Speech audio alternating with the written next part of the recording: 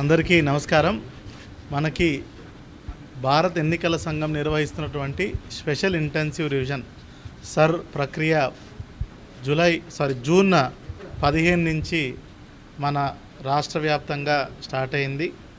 దాంట్లో భాగంగా ఈ నెల రోజులు జూన్ 15 నుంచి జూలై 14 వరకు ప్రతి ఒక్క బూత్ లెవెల్ ఆఫీసర్, ఏదైతే ప్రతి ఒక్క పోలింగ్ స్టేషన్కి ఉన్నటువంటి బూత్ లెవెల్ ఆఫీసర్ ప్రతి ఒక్క ఇంటికి వచ్చేసి వాళ్ళకి ఎన్యూమరేషన్ ఫామ్ ఇవ్వడం జరుగుతుంది.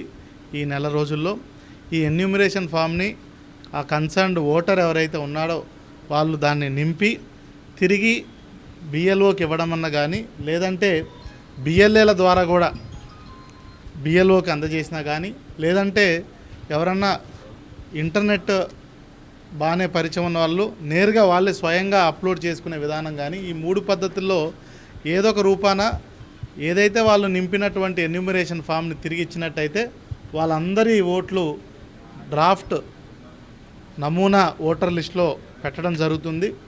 దాని మీద ఏదన్నా ఎవరిదన్నా ఉన్నా లేకపోయినా ఉంటే దాని మీద మనం నోటీసులు ఇచ్చి వాళ్ళందరి నుంచి కూడా ఏదైతే ప్రభుత్వం ఇచ్చినటువంటి ఒక 12 రకాల డాక్యుమెంట్లు ఏదన్నా ఇస్తే వాళ్ళన్నింటినీ కూడా దాంట్లో చేర్చి మనం ఫైనల్ ఓటర్ లిస్టులో మనము పేరు పెట్టడం జరుగుతుంది. దీంట్లో ఓటర్లు అందరూ గుర్తించాల్సింది ఏంటంటే, ఎవరు ముందుగా ఎటువంటి ఆందోళన చెందాల్సిన అవసరం లేదు. ఈ ప్రక్రియని భారత ఎన్నికల సంఘం ఏదైతే 2002లో ఉన్నటువంటి అప్పుడు మనకు చివరిగా ఈ స్పెషల్ ఇంటెన్సివ్ రివిజన్ అనేది మన రాష్ట్రంలో జరిగింది.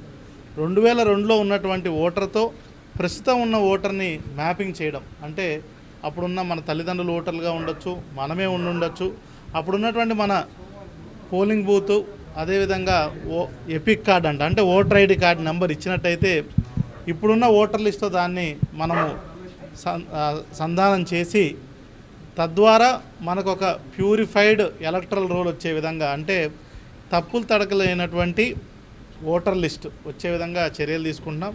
దీంట్లో భాగంగానే ఎవరన్నా ఇనెలిజిబుల్ ఓటర్స్ ఉంటే వాళ్ళని తొలగించడం, అంటే ఎవరన్నా ఇక్కడ ఆబ్సెంట్ షిఫ్ట్ డెత్ అంటారు, చనిపోయిన వాళ్ళు కానీ ఇక్కడి నుంచి వెళ్ళిపోయి వేరే చోట సెటిల్ అయ్యి అక్కడ ఓటు ఉన్నటువంటి వాళ్ళని కానీ, అదేవిధంగా అక్కడ అసలు ఇక్కడ లేకపోవడం అట్లాంటి వాళ్ళని అందరినీ కూడా మనము ప్యూరిఫై చేయటం. అదేవిధంగా కొత్త ఓటర్లు ఎవరైనా ఉంటే 18 ఏళ్ళు నిండిన వాళ్ళవి తీసుకోవడం.